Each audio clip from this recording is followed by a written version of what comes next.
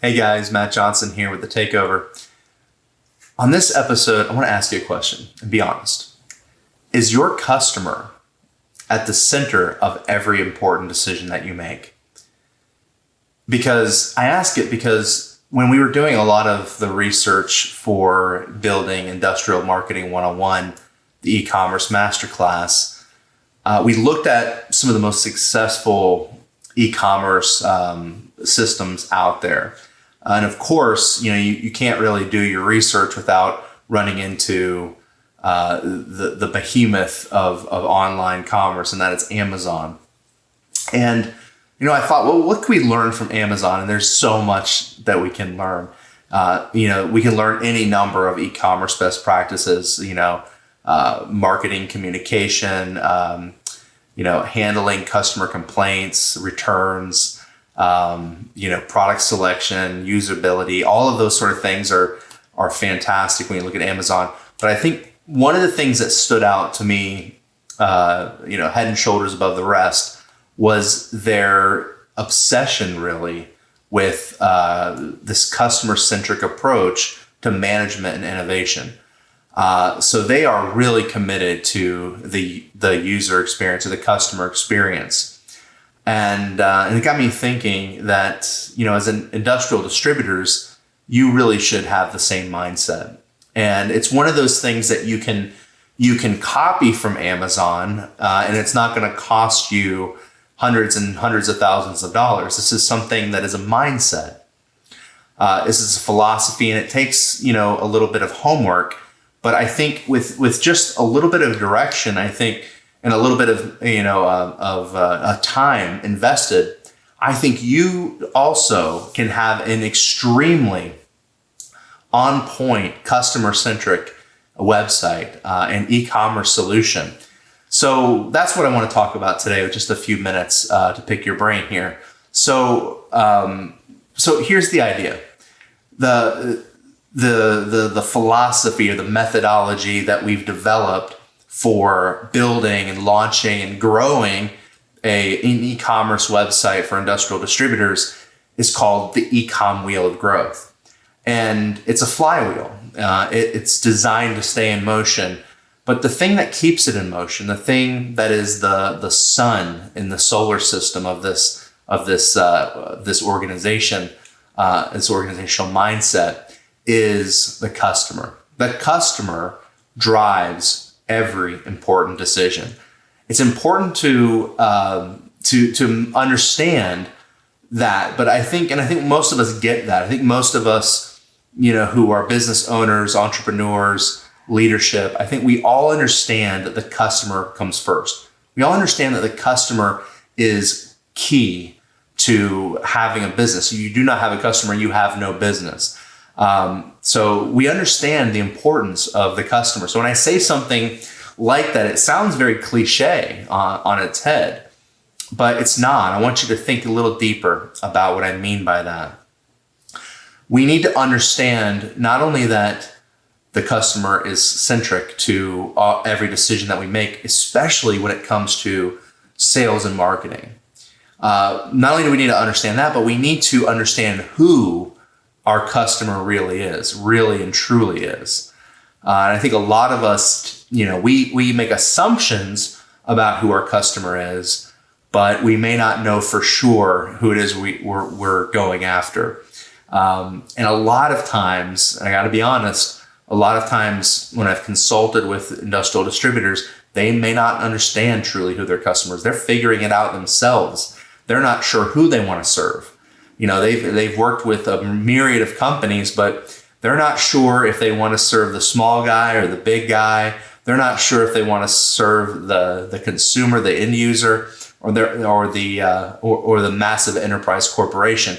And that would make all the difference in the world when it comes to building your e-commerce website. So let me just start there and ask, do you know who your customer is? Have you really sat down and thought about it? One of the great exercises I think that you should do is you should look at the numbers, because the numbers can't lie. I think a lot of times we can We can make decisions when it comes to the website and thinking about who our customer is. We can make decisions that are really emotionally based. It's who do we want our customer to be rather than who our customer really is. And I think I've made that mistake in the past for sure. And I think it's very easy for an owner, an entrepreneur to make that mistake. So we have to rely on the data. So what does the data say? So pull out your sales records, pull out the P&L, and let's take a look at the accounts that kind of fall between the sweet spot of revenue generating accounts, but also the most profitable.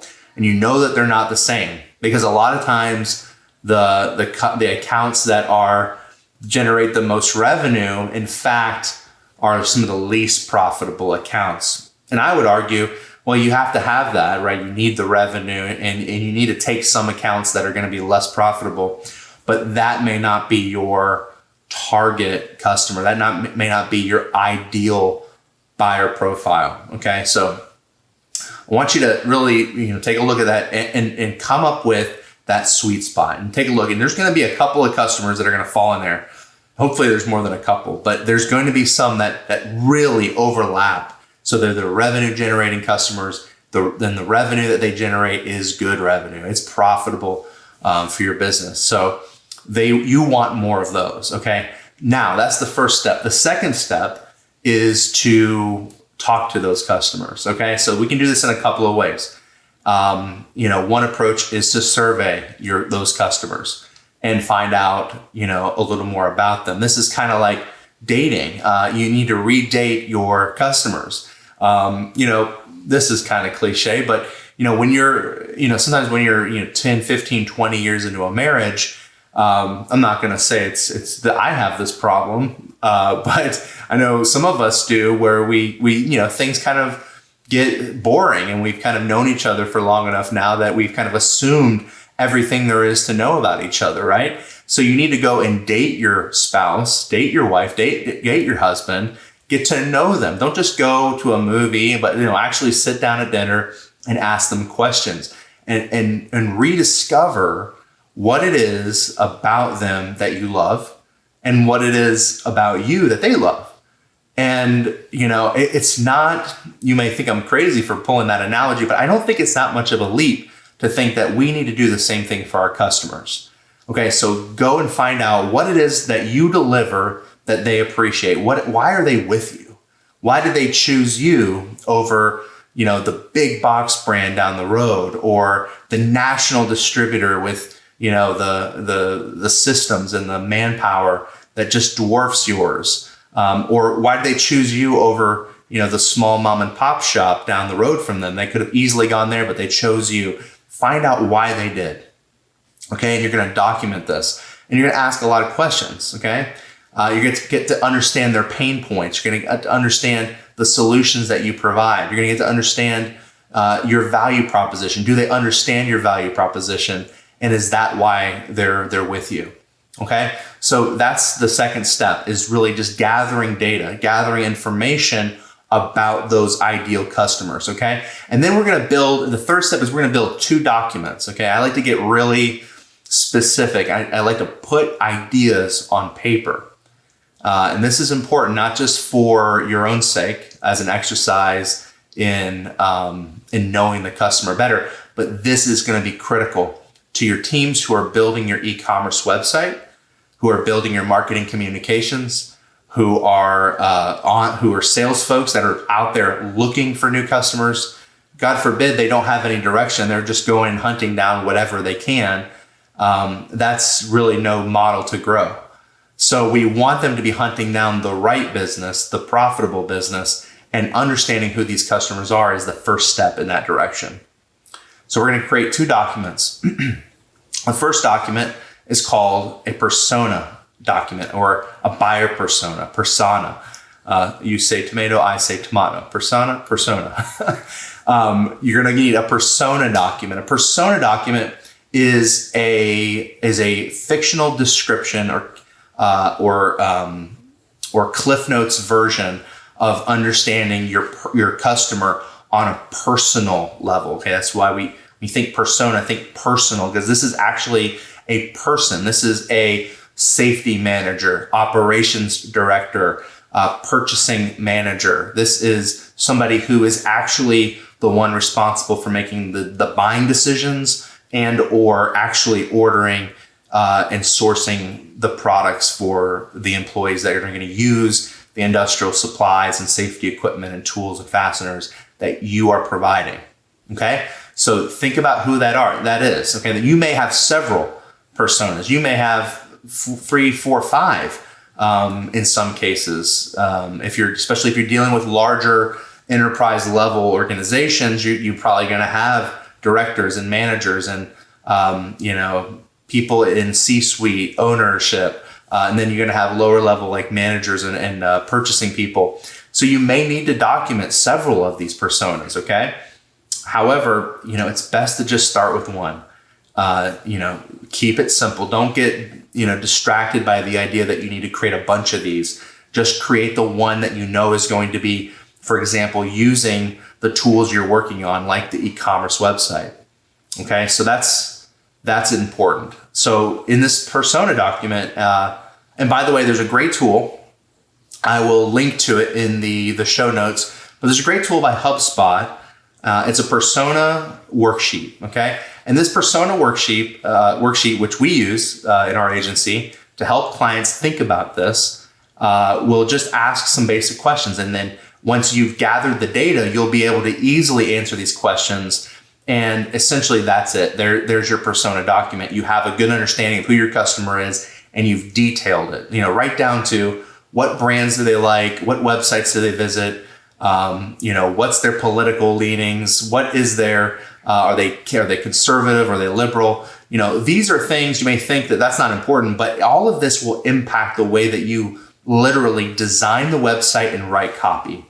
Okay, so these things they may think that they're silly marketing mumbo jumbo, but they have a rhyme or reason. There's psychology behind a lot of the marketing that we do. Okay, so that's why we ask these questions, and that's why we document them. Number 2, document that you're going to create. So we're on step 3. This is document number 2. This document is called an ideal buyer profile. Okay, ideal buyer profile. Now this, I want you to think, ideal buyer profile. I want you to think business. So B2B. I want you to think this is the type of business that your persona works for. Okay, so when your salespeople are out searching for prospects, if they're out calling on companies, this will narrow their focus. This will help them get very, very focused about who they're searching for and understanding who is an ideal fit. So if for example, that you are fantastic at integrated supply and you're looking for medium to large manufacturing companies, in the automotive industry, boom, that is an ideal buyer profile. Okay, that's going to help your sales team and your marketing team narrow their focus. Okay, the internet is a big place.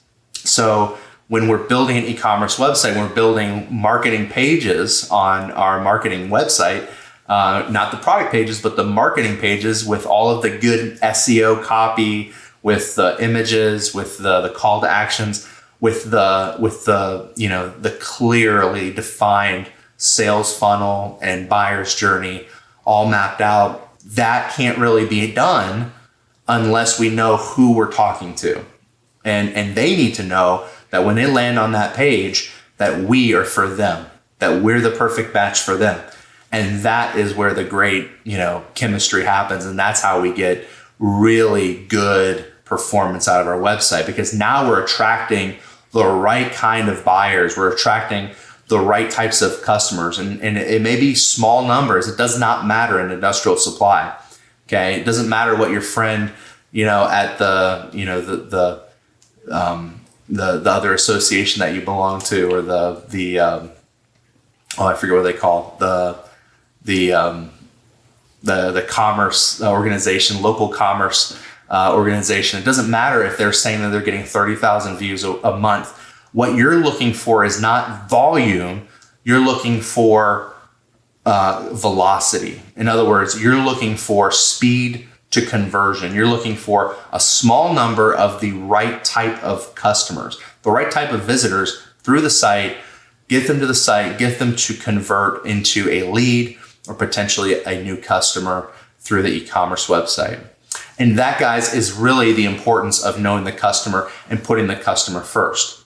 Now, we don't even have time to get into all of the reasons why putting the customer first and understanding who the customer is critical to managing and running the e-commerce website.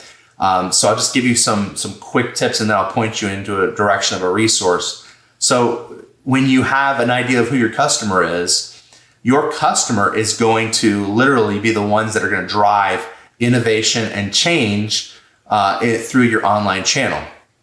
Case in point, on SpinStack's e-commerce platform, we have one of the reporting tools that we have is a keyword reporting search. So whenever somebody is entering in a product name or a product search through the e-commerce site, we get that list available to you to look at, which is really helpful. Okay, why is it helpful? Because you will know exactly what your customers are looking for, and you will know whether you have it or not. So if, for example, they're looking for a wrench set or a particular brand of glasses, you do not sell those products, that would be a clue for you to go ahead and source those products and possibly get them added to the website. Okay, so that is a customer-driven action, causing some change and causing the e-com wheel to move. Okay, so now we're adding product content, we're tweaking the design. The other thing that we're going to look at is analytics, and analytics are going to tell us what our customer is doing. How are they using the site? Are they coming to a page and bouncing and they're not following, what we want them to do? Then maybe we need to tweak the design on that page because possibly we don't have a call to action clear enough, or maybe there's too much copy or too little copy, or maybe the copy is not clear enough. It may be confusing. So a lot of what we're doing from a marketing standpoint and making adjustments and enhancements to the site is completely driven by the customer's interaction with us. And not just that, but think about all of the tools and all of the resources that we need to make available to the customer based on their feedback. So it's important, and we'll definitely talk more about analytics and feedback in a future episode, but it's very important to question or to ask your customer questions on a regular basis, not just to develop the persona and then thank you very much, we'll just make assumptions from here on out. No, we need to continually make or ask questions of our customers, and when we do that, we will take that feedback and that will drive innovation, because there might be something a customer is asking for that we can make, and we can add that feature to the website, and we can improve the customer experience. And that's what Amazon did, guys. And it took them a while. It took them years and years to build what they have today. This website didn't just appear out of nowhere. A lot of it was built on just months and months and years of taking customer feedback, putting it into action, and repeat, and the flywheel went on and on and on, and that's how they became the giant that they are. So I hope this was helpful, but this is just very tip of the iceberg. If you guys are interested in learning more about understanding your customer better and how and why that's important, then I encourage you to take a deeper dive into the Industrial Marketing 101 e-commerce masterclass. You can go access that video course at industrialmarketing101.com. There is a special summer sale going right now. If you're listening to this episode and it's not summertime, I'm really sorry. If you email me, I can possibly still get you a discount as a listener of the podcast. So don't be afraid to email me if you want that hookup. But for those of you who are listening right now and you're live and it's summertime 2019, and we just launched this course, I encourage you to go check it out. You will save countless time and money by learning from all of the mistakes that we made and all of the great best practices that we've learned over the years. So go check out industrialmarketing101.com. And thanks for listening to The Takeover. Until next time, take care. Are you sick of the noise? Does it feel like everyone has an opinion about how you should go to market? Can I let you in on a little secret? Come close. They're wrong. Think about it. How can they be right? Marketing strategies and technology that work for some channels don't work for others. I understand your pain. You probably have some young, straight out of college marketing manager advising you to go all in on social media, retargeting, PPC, SEM, SEO. It's enough to make your head spin. Stack all those ideas together in one pile and call it General Marketing 101. You don't need it because you are an industrial supplier. You need Industrial Marketing 101. In this educational video course, I spill the beans on everything I know about building, launching, and growing an industrial distribution website. There's 10 videos, and each one is under 10 minutes long. This course will take you less than a few hours to complete, but it's jam-packed with valuable content that took me years to learn. My mission is to educate and empower independent distributors with the tools they need to compete with the best brands online. We'll start by introducing the Ecom Wheel of Growth, our proprietary system for building, launching, and growing an industrial distribution website. You'll learn how to build and manage an internal marketing team, choose the right technology for your business, learn the best practices about web design, marketing content, and product data. And that's just the beginning. We'll discuss the ever-important role of process development, and I'll give you the standard operating procedures you need to run your online branch like a well-oiled machine. Most importantly, I'll share my top-performing marketing strategies for a seamless launch and teach you how to promote your site to both new and existing customers. Finally, I'm going to show you how to turn analytics into action so you can keep the Ecom Wheel of Growth spinning and generating revenue while you sleep. If you want to save time and money by learning from my success and even my mistakes, then you need to register for this class today. Class is in session.